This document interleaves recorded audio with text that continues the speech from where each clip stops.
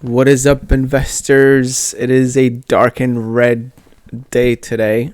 The account is just getting decimated.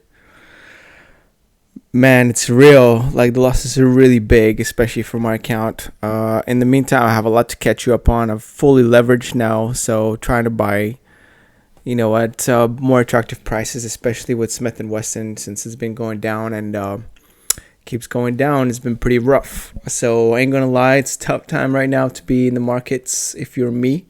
Some people have it easier than others. Those who have been on the bear side, which is I think like the majority of investors, have done well. However, me, I was somewhat neutral, but then in typical fashion for myself, I went in too hard too early. So it's ugly. And I'm going to show you all the account and all the moves that I've been making. I'm sitting at about a $60,000 loss from the high. So that's a pretty steep negative number there. So let me show you what's going on. Sitting at 164, $11,000 minus today, including the after hours. So it's pretty depressing, but you know what? It's all right. We'll swim out of it if the Fed decides that they finally broken something and decide to reverse course. I don't know if that's going to happen anytime soon. I think we're going to have to wait till next month until another inflation number prints. But in the meantime, I'm just going to look at these 12% minus weeks. It's brutal out here. But the thing is okay, yeah, I know it's brutal, but then I can't sell out here. What if it's the bottom? Look at this 1 month, minus 20%, 40K. So pretty bad stuff. I'm going to go through all the accounts. All the positions. I'm sitting on I've sold some calls here to kind of cushion the blow, but it's really not working because I'm so levered. I'm very levered. You'll see in a second. I'll show you. So these are all the options positions. You can press pause at any time to try to figure out the exact positions. Nothing's really working right now. So we'll see. I just keep accumulating some shares like on Smith&Wesson, stuff like that. I bought a few realty income shares, a few Main Street Capital shares because they're towards the low of the range. I don't know if that range will break. It might, because you can get better return on treasuries than you can on some of these dividend stocks. So it's not looking good for them, at least in the medium, in the short term. Paramount's had another stellar day as well, minus 5.75%. Smith&Wesson in pure form, getting minus 5.19%. And Apple, of course, beating the market on the way down at minus 2.84%. Now, I do think that Apple will, have a great time with the Pro phone, the iPhone 14 Pro. However, those results are not going to come in until, January, February, something like that, to figure out what the holiday spending was like. I went and did some on-the-ground investigative journaling here, and I spoke to some employees at the stores, at the Verizon stores, things like that. And what they said was basically that they don't really know until November shipment what the demand is going to look like for the holidays. So we got to wait a month to try to figure out how thick is this demand. But so far, the iPhone 14 Pro is pretty sought after, about in line with other updates. And then the 14 one's very weak. Just the basic 14 is just no demand. Nobody wants it. And that's understandable. There's so many new features on the Pro. And the 14 is basically the iPhone 13. So it's understandable that it doesn't want to sell. So. All right, so that's Apple. Let's see how Apple did in the week. Minus 1.44%. In the month, minus almost 10%. So it's actually holding fairly strong relative to the rest of the market, and especially relative to my account. It's ridiculous. Look at all this red. It's crazy. It's craziness. Let's see how the S&P did. Oops. SPY is exchange traded fund that follows the S&P 500 index. And on the week, it's minus 5%. On the month, it's minus 10%. 3 month is actually almost even. It's up almost 1%. It's crazy.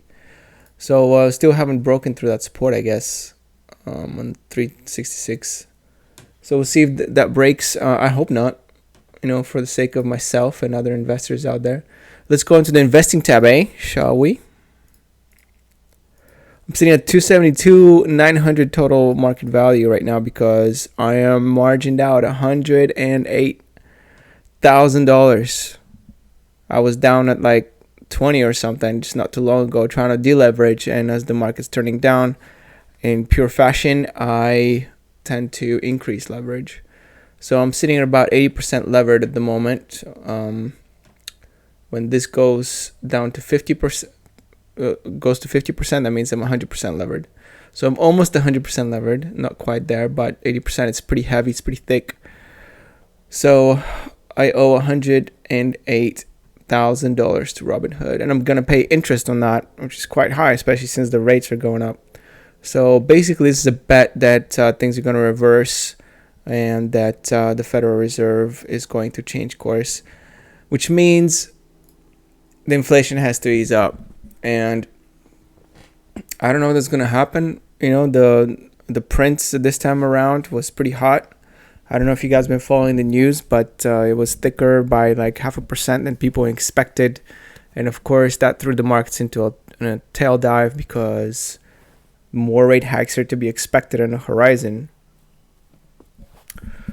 And that's that. That's the end of it. So don't fight the Fed, blah, blah, blah. Markets are crashing. What are you going to do? So I'm betting against it, of course. Will I lose my shirt? It's possible. I'm a little more scared this time around than I normally was. Especially, I'm probably a little more nervous now than I was in the pandemic crash in March 2020. So we'll see what happens. I'm betting on a short-term reversal rally where I can ease up a little bit some of that margin. I mean, I've been looking for this rally to fade, of course, but I'm not betting against it. I was looking for it but not acting on it because I have a strategy, a process that I don't want to necessarily break, a way of trading this market. So I don't want to go against it. My feeling, I guess, intuition, whatever you want to call it, was right when it comes to like the overall market movement. But it's, I don't like to trade on my feeling and intuition because I'm about 50% right. So if you want to try to use me as a contrary indicator, you'll lose money. If you want to try to follow my instinct or intuition, you're going to lose money. So it's completely 50-50. House wins, you lose. Can't use me. I'm completely useless when it comes to intuition. So I just got to stick to what I do. So that's what I'm trying to do. But it's getting to the risky territory. It's getting to a territory where if we experience another 5-10% drop, I'm going to start switching to leap options. And it's going to be very dangerous. Could blow up the entire account. I doubt it. But it could happen. It's a possibility. I'm getting to the danger zone. Here are the positions based on total return. Apple still positive $20,000 somehow. I don't know how. Main Street Capital still up total return, and so is Realty Income, about even though. I've been buying all the way through. I've been reinvesting dividends, and that is why the cost average has gone up since I've been buying at higher prices, and now it's a little bit lower. Paramount's performing nicely at minus $9,000, and Smith&Wesson being the champ of the account with a minus $23,000, completely negating like 4 or 5 years of gains from Apple. So let's do a little soft clap for Smith&Wesson. Good job, Smith&Wesson. Way to pull through. You're a champ. Love you, and can't wait to see more. So that is it. Let's take a look at the account here and relate it to the S&P 500. 1 month is looking brutal. I don't think I'm winning on any metrics at the moment. Maybe on the 3 month and a year to date. Let's check year to date. Minus 11.5%. And the year is 2%. So let's see. Let's see the S&P 500. Oh, it doesn't tell you year to date. But on the 1 year chart is minus 14%. And on the 1 year I am minus 2. So somehow beating the S&P 500 on the 1 year chart. I don't think I am on year to date though. I'm not sure. Yeah, I mean, my account hasn't completely collapsed. I'm still higher than I was on June 16, 2022.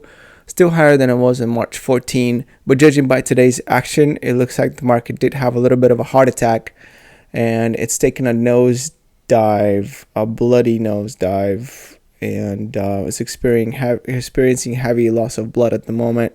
It needs an infusion, but there is no doctor in sight. In fact, the Federal Reserve wants to take even more from the bloodstream with the syringe, so it's going to be an interesting few days and a few weeks until next month's inflation report, which will signal to the investors whether you have a green light to buy or a red light to sell. So that is it. I've updated you on what's going on in the account. Definitely hurts to have some losses from a mental perspective. I'm trying to reflect and see like where am I standing, and I'm definitely in the digging in my heels and try to withstand a downturn and stick to what I do kind of strategy. I've done this before a couple of times, 2018, 2020. This kind of feels like those moments to where, in a sense, that there's still more downside to go. I mean, there's no light at the end of the tunnel at the moment, right? You're just kind of going through and just hoping. I mean, it's me, not you. Or you too. I don't know. Who knows? Maybe you're doing the same thing. But to me, it feels like going through a tunnel without a light at the end of the tunnel. And just one foot in front of the other, not knowing when or if that tunnel will ever end. That's it for now. Peace out.